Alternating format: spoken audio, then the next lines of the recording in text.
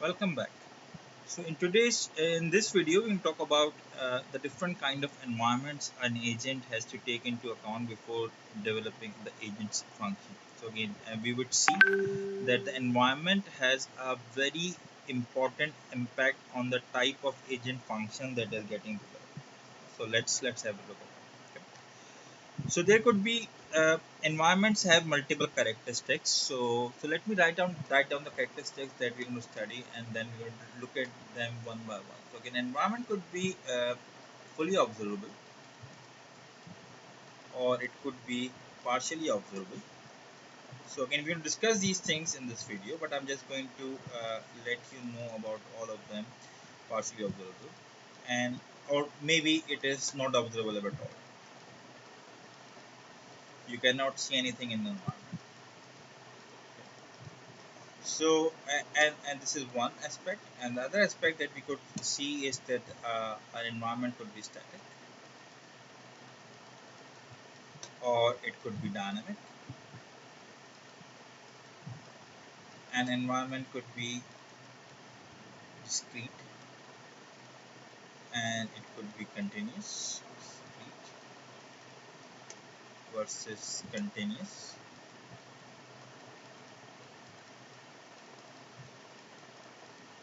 Our environment could be uh,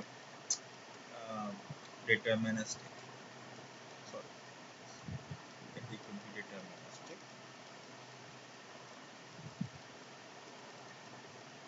and stochastic versus it could be stochastic. So remember from your stick. Hope I'm getting the spellings right. It could be uh, sequential. The environments could be sequential, or they could be episodic.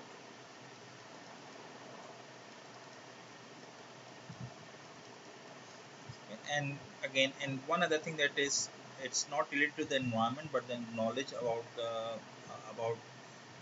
the environment that the agent has. That the environment could be known to the agent, or it could be unknown to the agent. So again, your agent does not know anything about the environment. Okay, we discuss about all these properties in this video. Okay. So so by fully observable mean कि जनाब कि you can observe every aspect of the environment. Okay. So you have the sensors that are looking at the environment, all of the environment at any given time. For example, if you're playing a crossword puzzle, you can see everything in this environment. You can see all the boxes that are empty. You can see all the hints that are given to you, whether they're down or across, and everything that we have done so far you can observe at any given time. So that means you are aware of the whole of the environment at any given time. Okay. Similarly for chess, so you can see I can see where my pieces are, how many pieces my opponent has have sorry, and how many pieces I have, and all these things are fully observable to you. You can see आपको सब नज़र आ रहा है जनाब. You can see जनाब कितने white pieces हैं, मेरे opponent के पास कितने pieces हैं, मेरे पास कितने pieces हैं. All of these things are very clear to you, and you know all the aspects of the environment. Similarly for a game like tic tac toe, you are also aware जनाब कौन कौन सी चीज़ें जो हैं वो कहाँ पे क्रॉस लगा है, कहाँ पे ओस लगे हैं, and so on. As compared, you have a partial observation. So partial observation means जनाब के I think this shouldn't be like it. So the environment could be partially observable, and by partially observable means जनाब के an agent sensor give it access to the complete state of the environment at any given time. Okay, तो तमाम चीज़ें नज़र नहीं आ रही बल्कि कुछ नज़र आ रहा है. For example, if you're driving an autonomous vehicle, you can see many things. Your vehicle can see many things. You can see the car in front of it, you can see the car across it, or you can feel the car behind it, but it cannot see the car that is behind this car. So if you look at the car that is behind this car, then you cannot see what is going behind this car. Maybe you are not seeing what is going on and over the car over here. Maybe you cannot see the passengers over here.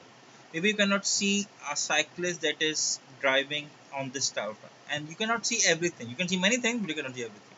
That means the environment is partially observable to you. And similarly for the vacuum cleaner agent, so it can see many things, but if something is hidden behind an obstacle, which is still part of the environment, so you cannot see that. Okay, so this is many things that you can see, you can observe, but there are still many things that you cannot see or you cannot observe at the same time. Okay. Similarly, if you are playing cards, then you can see your cards, but you cannot see your opponent's cards. So this is not visible to you, but this is visible to you. So you can see what you are holding, but you cannot see what your opponents, and maybe you cannot see what is in that deck as well. Because there are many things that is part of the environment that is not observable to you. Okay. Similarly, the environment could either be deterministic or it could be stochastic. And if you remember the definition of something deterministic from your automata course or from your compiler course, if you have taken it already, then you will realize that okay, this is something is deterministic if you can map uh, an action to a output always. So you can say if I am state A and I take the action, and let's call me this action R1 R, then I will always end up at B. So if I am at A and I'm taking an action R, then I will end up at B. And this is deterministic behavior. However, if I say this is on the same action R, there's a chance that I will end up at B, there's a chance that I will end up at C, and then this behavior is not deterministic. Okay. So as you must have noticed that we haven't written a non-domestic over here, we have written a stochastic, and by stochastic we mean we are assigning a probability of something happening. So maybe I can say if I choose the action R on state A, then there's a 30% chance that I will end up at state B, and then there may be a 70% chance I will end up at state C. Okay. So this is why we are using the word stochastic. So stochastic means you are assigning a probability some non-determinism that exists in your environment. Okay. So for deterministic environment, you can look at Sudoku. And Sudoku is an environment where you know which action will cause what kind of change in the state. You are always certain that there is nothing hidden from in it. Okay. Similarly, tic-tac-toe is also deterministic. So again, if you place O over here, then you will find that now there is an O over here, and you will always have the same state on a particular action at a given state. The environment could be stochastic, and stochastic environments are where you are not certain which kind of action will yield me what kind of result. For example, take an example of a behavior like Ludo, or maybe an autonomous vehicle driving. They are all examples where the environment is stochastic. Okay. Then your agent have to decide whether the previous actions will have an impact on the future actions or not. For example, if you are playing chess, then your previous moves will have an impact on your current the position and the next stage that next action that you can take. For example, if you want to perform a castling action in your on the board, then you can only do that castling if you have met certain conditions. Maybe you haven't moved your king, or you haven't moved your knight or rooks. Then only then you can have this castling operation. Otherwise, you cannot do that. Okay, that's give you a sense of sequentiality between कि जनाब पहला action होगा उसके बाद ही दूसरा action हो सकता है. पहले मैंने कोई काम नहीं किया तो मैं अब भी वाले काम जो है वो नहीं कर सकता. For example, so if you have taken pre-engineering and you intermediate level, then maybe you cannot apply to a medical college, and so these choices are sequential. But that's not necessary. Maybe the agent observes the environment in episodes, and episodes are atomic. Then they are not dependent upon the other thing. For example, if I'm playing, if I'm looking at a set of fruits in front of me, and I would taste each fruit and determine whether that fruit is sweet or not. Then if I have, let's suppose, if I have three apples in front of me, A1, A2, A3, and I have to verify whether A1, A2, and A3 are sweet or not. And if I taste A1, it would have no bearing on the taste of A2. So if A1 is sweet, then I cannot say that A2 will be sweet or not, because the sweetness of A2 does not depend upon the sweet on my previous actions. Okay, so this thing is what we call an episodic behavior that we have. Okay. So, for example, if you're selecting a part selection robot, then this is episodic, and if you're looking at medical images, and so the medical image of a one person have no bearing on the medical images of the other person. So the, the process of observing medical images is is episodic. On the other hand, things could be sequential. For example, Ludo is sequential. If you have performed certain kind of action, only then you can move your pieces out of the game. Otherwise, you cannot. And similarly, you have intelligent tutoring systems where your previous actions will determine uh, and the actions of uh, the the intelligent tutor.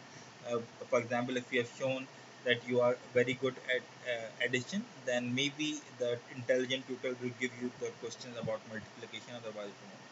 Okay. Then the environment could be static or dynamic, and by static means the environment will not change unless and until you have performed an action. For example, if you're playing a set of cards with your friends, so unless and until you do an action, the environment will not change. So if you're playing chess, or if you're playing tic-tac-toe, unless and until you take an action on the board, the environment will not change.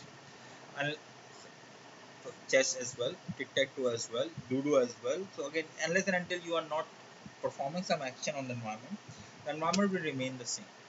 Contrast this thing with something dynamic. That means, let's say, a nuclear reactor. So it does not matter if you perform an action or not.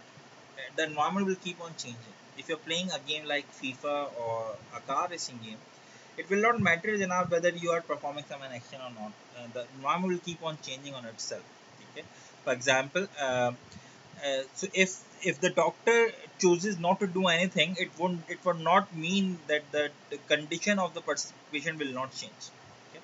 The condition of the patient will be dynamic irrespective whether you perform an action or not. Something could be semi-dynamic. For example, in a game of chess or ludo, they could be there could be a condition where you say, okay, if someone hasn't played a move in 30 seconds or 1 minute or 2 minutes, then the move will be transferred to someone else, and this could be what we call a semi-dynamic. And then the last thing that we're going to see about the environment is whether the environment is discrete or continuous. And by discrete means you have a limited amount of things that you can do. Okay.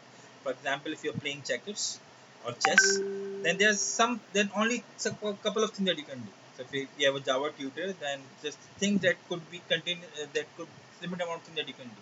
Where the continuous environment, you have many things you can do. For example, you're planning a route or scheduling a bus, then there could be an infinite amount of time that time interval that you can choose uh, to schedule a bus. This could be infinite, potentially infinite nature, or potentially continuous. Okay? An autonomous taxi can choose where to move its car, move the car, and the environment is continuous because the number of inputs it could have is potentially infinite. So yes, one other thing that I forgot to mention earlier, whether the environment is single agent or multi-agent. By single agent is that the agent is operating itself in the environment, like you're playing Sudoku, or you're playing crossword, or you're playing or an autonomous robot that is just looking at things on assembly line. With in contrast, there are multi-agent environments where the agent is against someone. For example, a chess game or a tic-tac-toe game, or many other games real life. As well. So again, based on these characteristics of your environment, we will see that the agent function will change, and this is what we're going to observe throughout our course, that uh, the things with agents will change depending upon the environment that they are in. So one other thing that is not directly related to the characteristic of the environment, but about the knowledge of the agent about the environment. So the agent could you can tell the agent about the environment, and the agent knows the rules of the environment, or you cannot you choose not to tell anything about the environment to the agent. Agent will The job of the agent will be to discover the environment on its own. For example, if you're playing a video game, you have a new video game and you do not know how things work, then the environment is unknown to you. But if you're playing a game that is very much known to you, or you have played that game many times, then the environment is known to you and you know the rules and the regulation of that particular game. Okay. So take a look at the different kind of environments for different kinds of agents, and try to understand why these kind of environments are described for a particular task environment. So in this video, we saw that in the different kind of environments the agent could face and the potential impact of those in those environment types on the agent. And by the way, just to have for your information, and in real life, the uh, real world, the environment is partially observable. Okay, you cannot see everything. The environment is continuous. The environment is stochastic because you are not sure what you're going to get. The environment is multi-agent and the environment is continuous. Okay, so again for a agent, again let me repeat. So the environment will be partially observable. So it will be continuous.